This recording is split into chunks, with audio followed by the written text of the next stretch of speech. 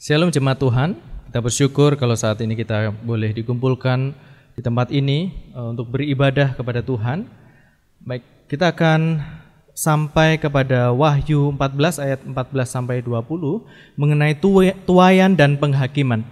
Sebelumnya kita akan bersama-sama berdoa sebelum kita mendengarkan sabda firman Tuhan. Bapa di dalam surga, kami bersyukur untuk kesempatan kami boleh mendengar firman-Mu Tuhan.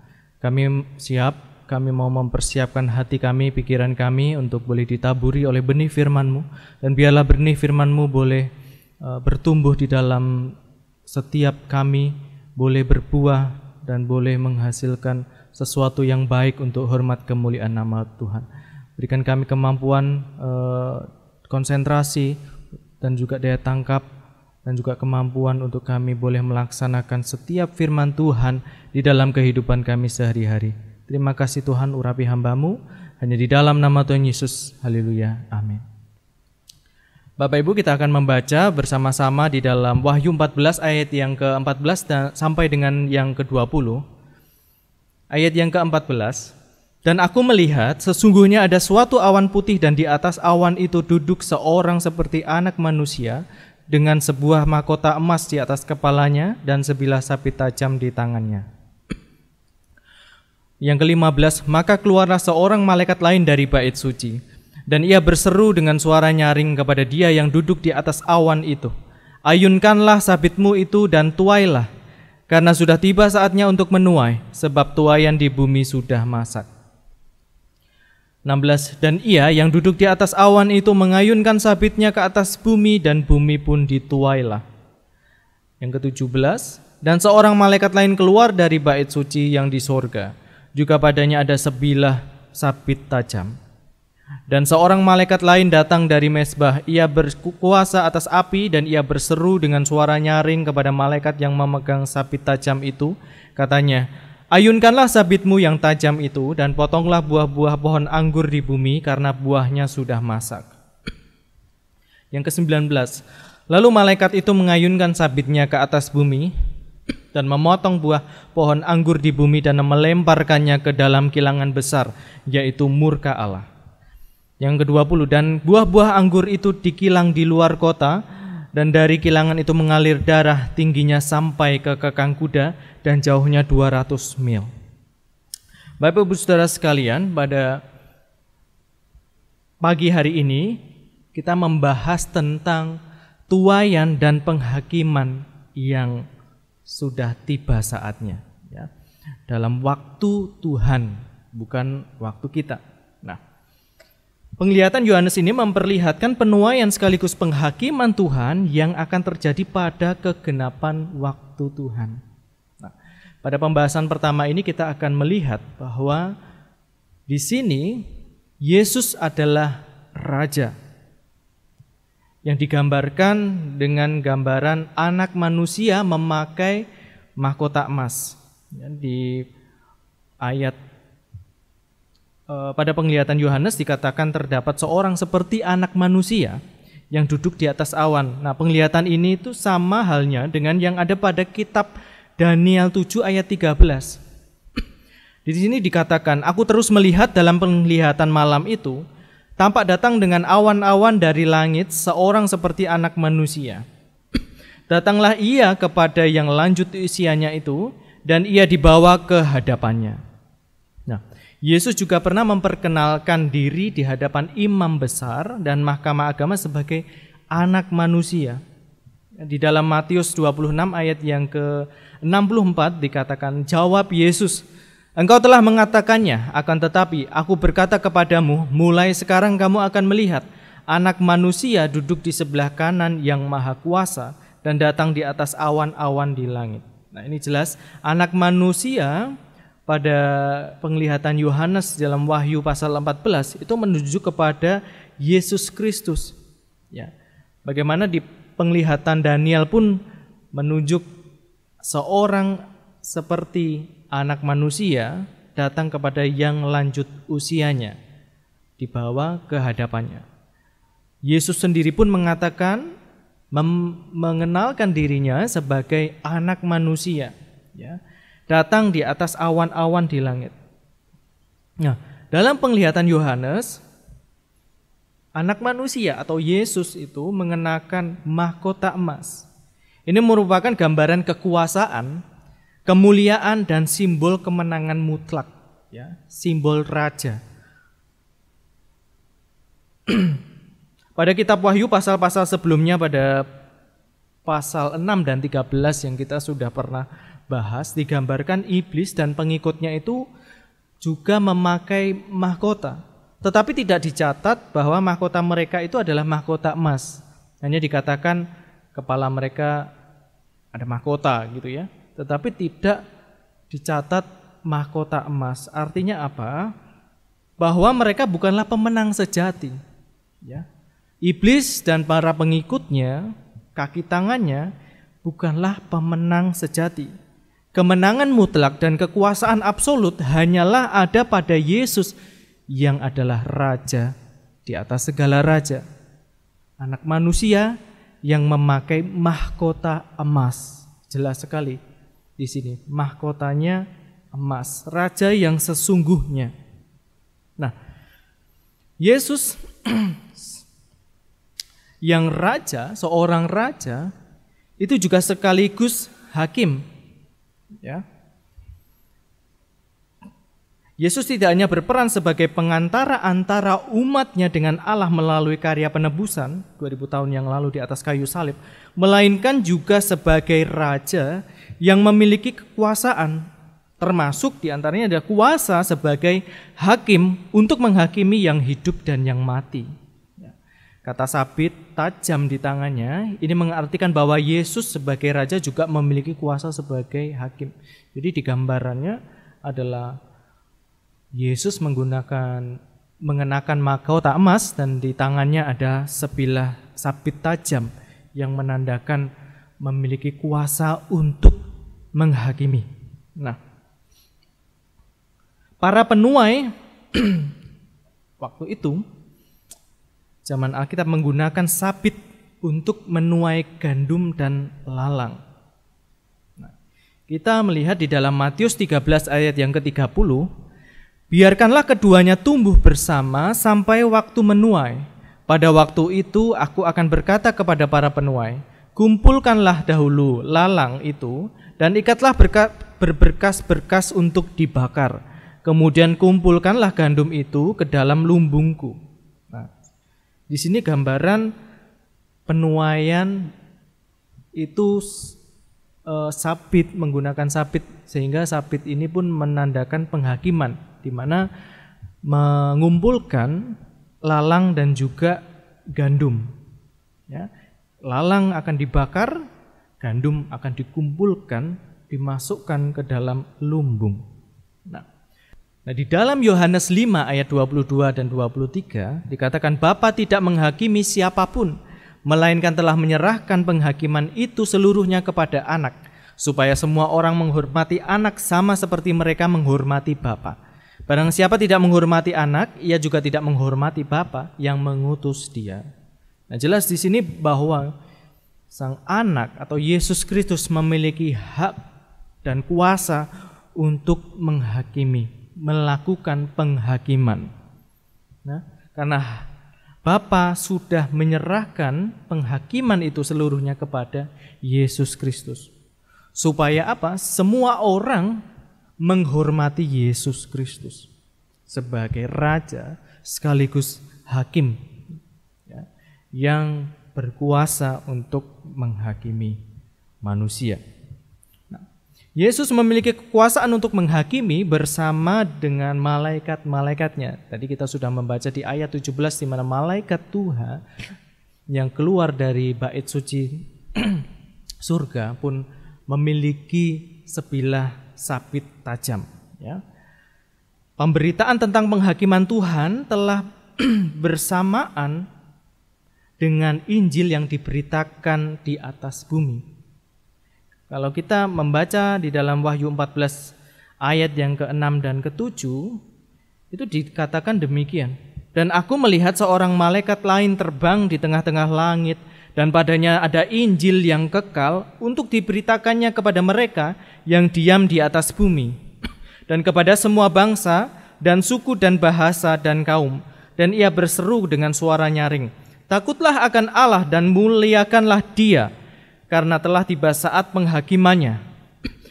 Dan sembahlah Dia yang telah menjadikan langit dan bumi dan laut dan semua mata air. Ini merupakan bentuk kesempatan yang Tuhan berikan kepada umat manusia untuk bertobat sebelum penghakiman Tuhan dinyatakan.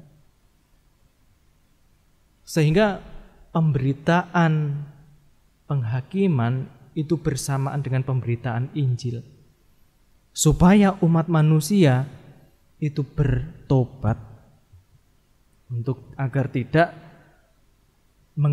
menghadapi penghakiman Tuhan yang mengerikan yang sudah digambarkan di dalam ayat 19 dan 20 dari Wahyu 14 ini ya. Galatia 6 ayat yang ke-7 dan 8 keras sekali ini Tuhan mengatakan ya. Jangan sesat, firman Tuhan katakan ya. Jangan sesat, Allah tidak membiarkan dirinya dipermainkan. Karena apa yang ditabur orang itu juga yang akan dituainya. Sebab barang siapa menabur dalam dagingnya, ia akan menuai kebinasaan dari dagingnya. Tetapi barang siapa menabur dalam roh, ia akan menuai hidup yang kekal dari roh itu. Ya. Tuhan yang kita kenal memanglah Tuhan yang maha pengasih, Sang Gembala yang baik, lemah lembut dan panjang sabar. Tetapi Tuhan yang kita sembah bukan Tuhan yang lemah, bukan Tuhan yang bisa dipermainkan dengan seenak manusia yang masih saja hidup dalam dosa, yang masih berkecimpung di dalam dosa, yang masih menghidupi dosa. Tidak. Tuhan akan menjalankan penghakimannya yang kudus saat waktunya tiba. Ya, Paulus sekali lagi di Galatia 6 ayat 7 ini dikatakan jangan sesat. Ya. Setiap perbuatan manusia pastilah ada konsekuensi yang mengikutinya. Yesus sebagai Raja sekaligus Hakim yang akan menyatakan penghakimannya secara adil, ya, menurut perbuatan manusia. Ya. Nah, bagian berikutnya kita akan membahas mengenai penuaian dan penghakiman. Ya. Kapan waktunya terjadi? Ayat 15 dan 18 bersifat paralel, ya. Dan sama-sama menunjukkan waktu yang tepat untuk menuai karena sudah masak. Kita baca ayat yang ke-15. Maka keluarlah seorang malaikat lain dari bait suci, dan ia berseru dengan suara nyaring kepada Dia yang duduk di atas awan itu, ayunkanlah sabitmu itu dan tuailah, karena sudah tiba saatnya untuk menuai, sebab tuaian di bumi sudah masak. Kita baca juga di ayat yang ke-18. Dan seorang malaikat lain datang dari mezbah, ia berkuasa atas api, dan ia berseru dengan suara nyaring kepada malaikat yang memegang sabit tajam itu, katanya, ayunkanlah sabitmu yang tajam itu, dan potonglah buah-buah pohon anggur di bumi, karena buahnya sudah masak. Nah, ini paralel kedua ayat ini. Di ayat 15 dikatakan, sebab tuaian di bumi sudah masak. Di ayat 18 juga, karena buahnya sudah masak. Artinya, waktu penghakiman Tuhan akan dinyatakan tepat waktunya sesuai dengan waktu Tuhan. Ya. Kedua ayat tersebut menegaskan bahwa sudah saatnya atau waktunya sudah tepat untuk penghakiman Tuhan dinyatakan. Sudah tidak ada penundaan lagi karena sudah masak tuaian dan juga buah yang digambarkan di Wahyu 14 ini sudah masak. Ingat bahwa waktu Tuhan bukanlah waktu kita. Kita tidak mengetahui kapan saatnya akan tiba, tetapi Tuhan mengetahui saat yang tepat.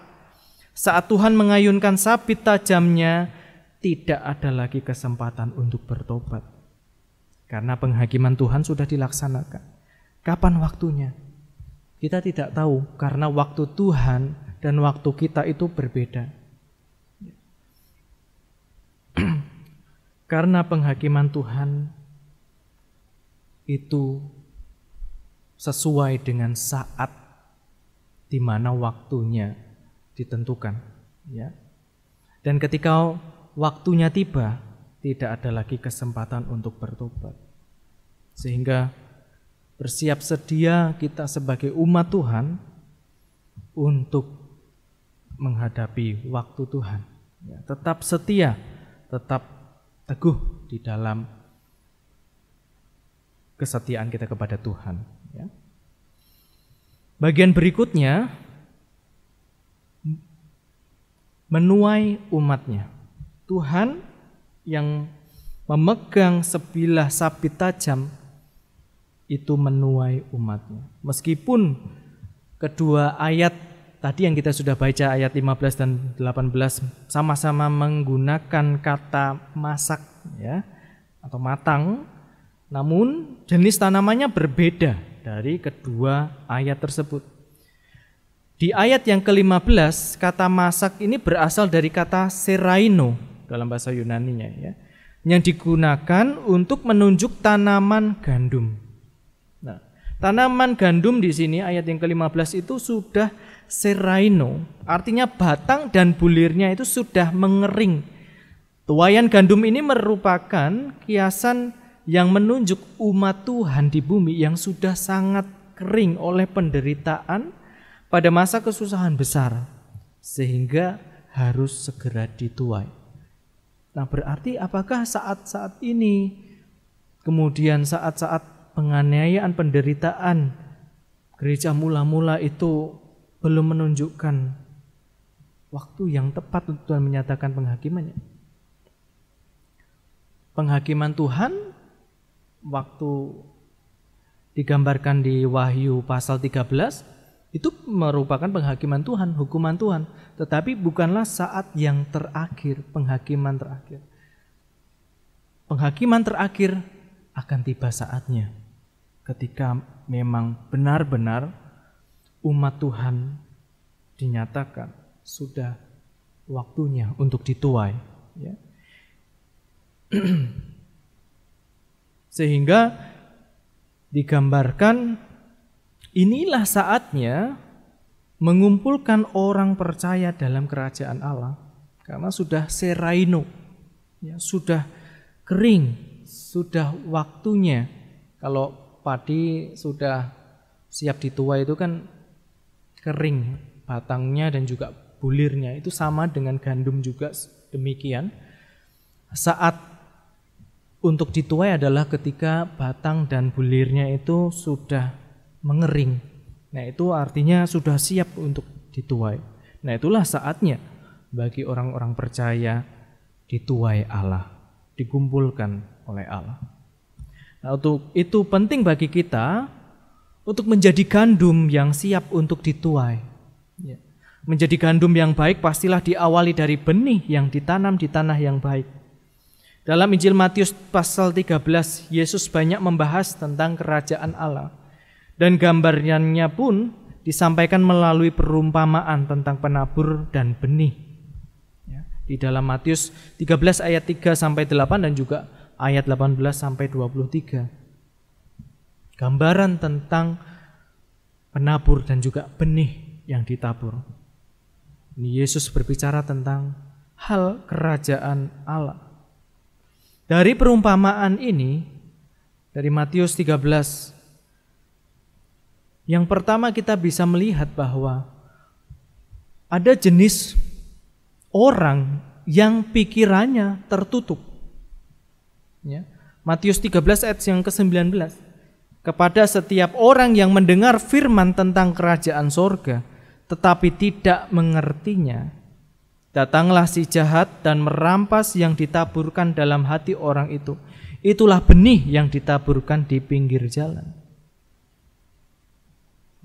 Gambaran orang yang pertama, orang yang pikirannya tertutup, itu adalah yang mendengar firman tetapi tidak mau mengubah konsep berpikirnya yang lama. Mendengar tetapi tidak mau tahu apa yang dimaksudkan. Acuh terhadap pemberitaan firman. Jadi dengar firman ya ala kadarnya, acuh, bahkan mungkin ditinggal mengurusi hal yang lain. Ya, datang ke gereja tapi sibuk untuk yang lainnya ketika pemberitaan firman disampaikan. Merasa diri sudah benar sehingga tidak sungguh-sungguh mendengar firman. Inilah jenis orang yang pikirannya tertutup. Ya, mendengar teguran firman tetapi tidak merasa, bahkan tidak bertobat. Nah, ini seperti benih yang ditaburkan di pinggir jalan. Ya, orang yang pikirannya tertutup. Sehingga Tuhan tidak inginkan kita menjadi jenis orang yang demikian. Ya. Jenis orang yang kedua, orang yang tidak teguh imannya. Di dalam Matius 13 ayat 20 dan 21 digambarkan benih yang ditaburkan di tanah yang berbatu-batu ialah orang yang mendengar firman itu dan segera menerimanya dengan gembira. Tetapi ia tidak berakar dan tahan sebentar saja. Apabila datang penindasan atau penganiayaan karena firman itu, orang itu pun segera murtad. Ya. Jenis orang yang kedua ini orang yang tidak teguh imannya. Tahu kebenaran, tahu tentang kerajaan Allah, tetapi tidak tahan ketika ada di situasi sulit. Imannya goncang, bahkan menjadi murtad. Orang ini lebih mementingkan penerimaan orang lain, penilaian orang lain. Aduh, aku ya sudah tinggalkan iman untuk bisa diterima orang lain. Orang ini orang yang tidak teguh imannya, atau orang yang hangat-hangat tai ayam, ya. Seperti di dalam Matius 26 ayat 35 di mana Petrus itu bahkan berseru rela mati bagi Tuhan, ya. Tetapi setelah itu di ayat 74 sampai 75 imannya goncang, menyangkal Yesus, bahkan ngomong sumpah tidak kenal orang itu, tidak kenal Yesus yang sedang didera. Ya, itu orang yang tidak teguh imannya itu seperti benih yang ditaburkan di tanah yang berbatu-batu, hangat-hangat tai ayam. Wah, sepertinya semangat menggebu-gebu, tetapi kemudian ketika situasi sulit imannya goncang. Kitab Tuhan pun tidak ingin kita seperti jenis orang yang demikian. Nah, yang ketiga jenis orang yang mengutamakan dunia. Matius 13 ayat yang ke-22 dikatakan yang ditaburkan di tengah semak duri ialah orang yang mendengar firman itu, lalu kekhawatiran dunia ini dan tipu daya kekayaan menghimpit firman itu sehingga tidak berbuah. Nah, orang yang demikian itu meninggalkan imannya hanya karena kekayaan dunia. Takut miskin. Ya, tidak mau hidup susah. Nah, orang-orang yang demikian juga bingung memilih kerajaan Allah atau pemenuhan hidup. Ya.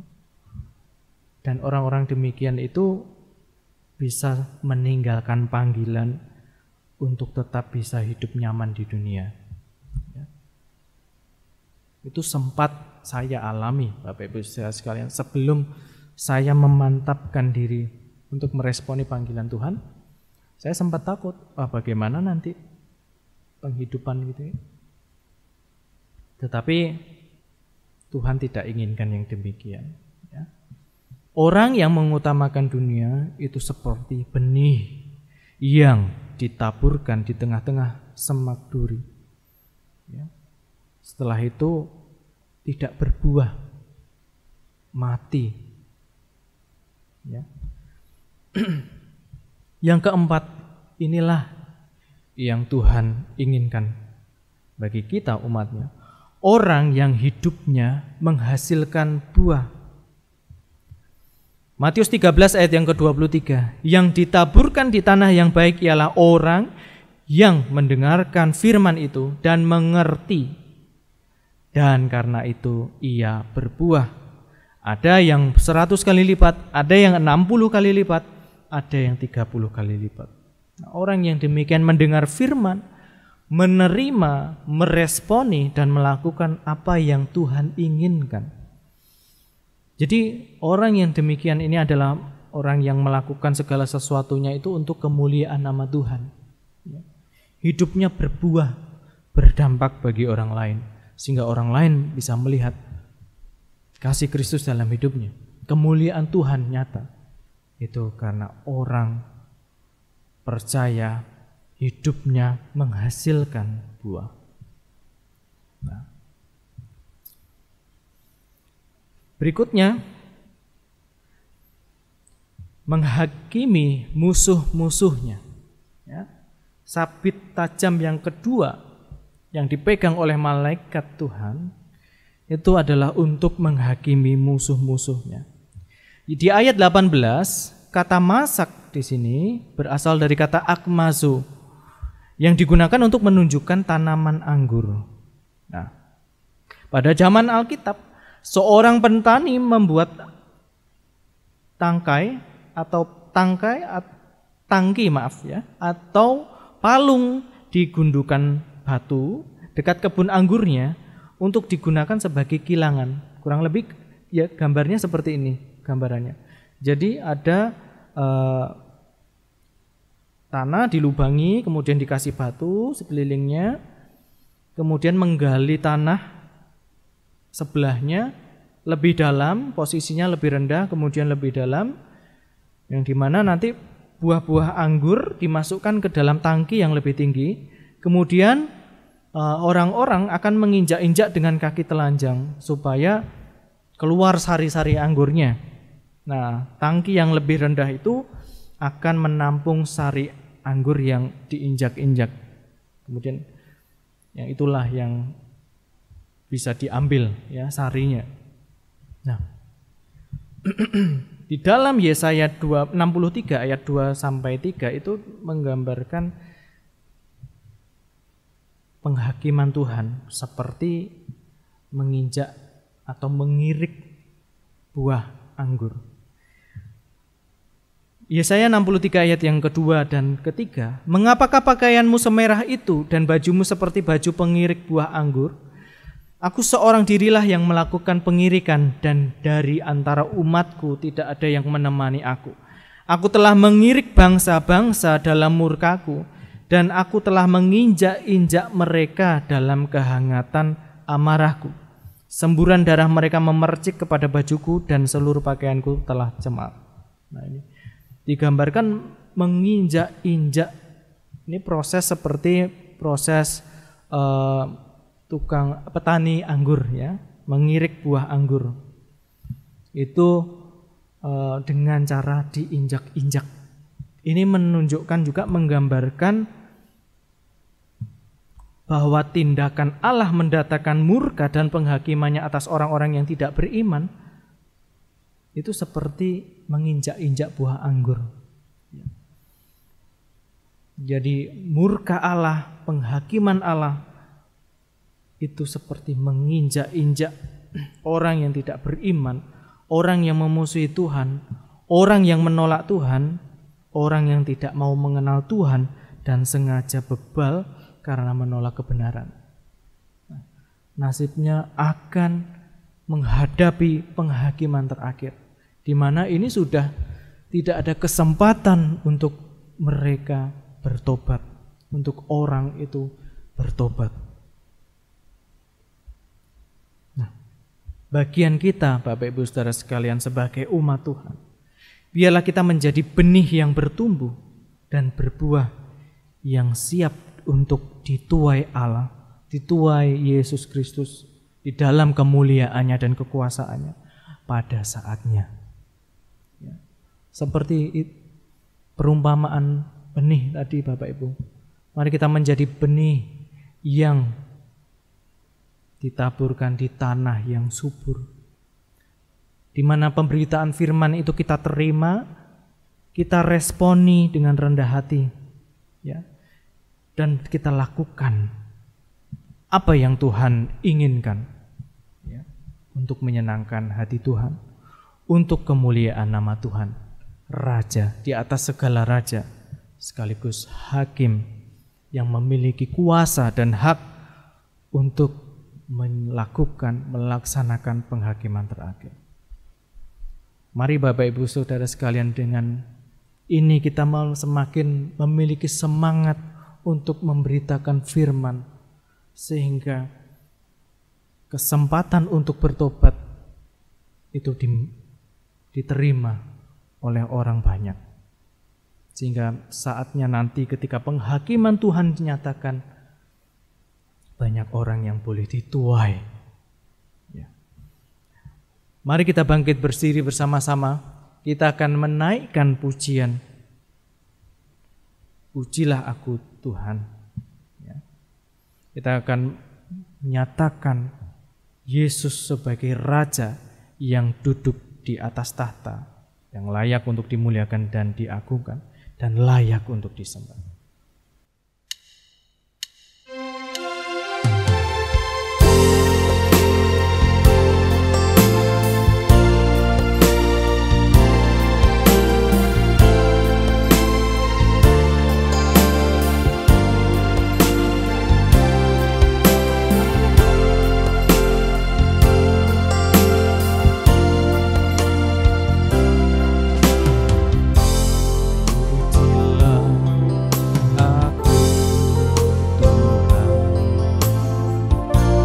Cobalah aku Tuhan, selidiki batinku dan hatiku, mataku tertuju padamu. Aku cinta padamu Tuhan, aku rindu hadirat-Mu Tuhan. Aku ingin selalu dekat padamu, menikmati kehadiran-Mu. Ku nyanyi hosana bagi Rajaku yang duduk di tahta. Aku muliakan dan ku agungkan, Kau layak disembah. Sekali lagi katakan, pujilah. Pujilah aku Tuhan, cobalah aku selidiki batinku dan hatiku, mataku tertuju padamu.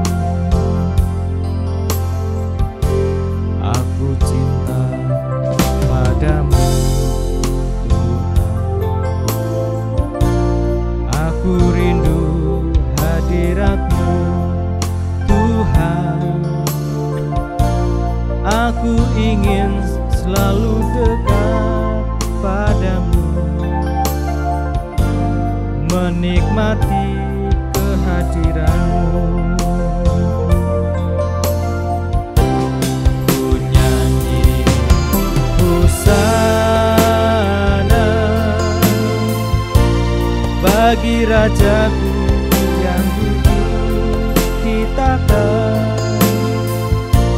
Aku muliakan dan ku agungkan, Kau layak disembah. Ku nyanyi hosana, ku nyanyi hosana bagi Rajaku yang duduk di tahta. Muliakan dan ku agungkan, Kau layak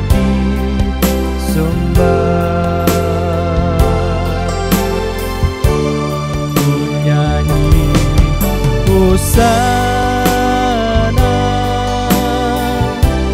bagi Rajaku yang duduk di tahta. Aku muliakan dan ku agungkan, Kau layak disembah, Kau layak disembah, Kau layak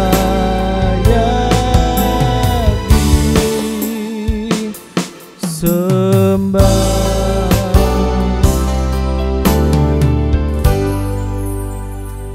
Benar Tuhan, Engkaulah Raja kami, Raja sekaligus Hakim yang memiliki kuasa untuk melakukan penghakiman terakhir Tuhan. Tuhan, biarlah kami, setiap kami, umat-Mu, boleh menjadi benih gandum yang berbuah, yang matang, yang nantinya akan siap untuk Tuhan tuai. Dan biarlah kami boleh memiliki semangat untuk memberitakan firman-Mu Tuhan, memberitakan Injil-Mu, sehingga banyak orang boleh menerima firman-Mu Tuhan dan meresponi dan boleh menjadi buah gandum yang siap untuk dituai juga Tuhan. Terima kasih Tuhan, terima kasih. Biarlah Roh Kudus berbicara kepada setiap kami, untuk kami boleh mengerti firman-Mu, terlebih lagi kami boleh dimampukan untuk melaksanakan setiap firman Tuhan, perintah Tuhan dalam kehidupan kami sehari-hari. Terima kasih Tuhan, hanya di dalam nama Tuhan Yesus Kristus kami berdoa dan mengucap syukur. Haleluya. Amin.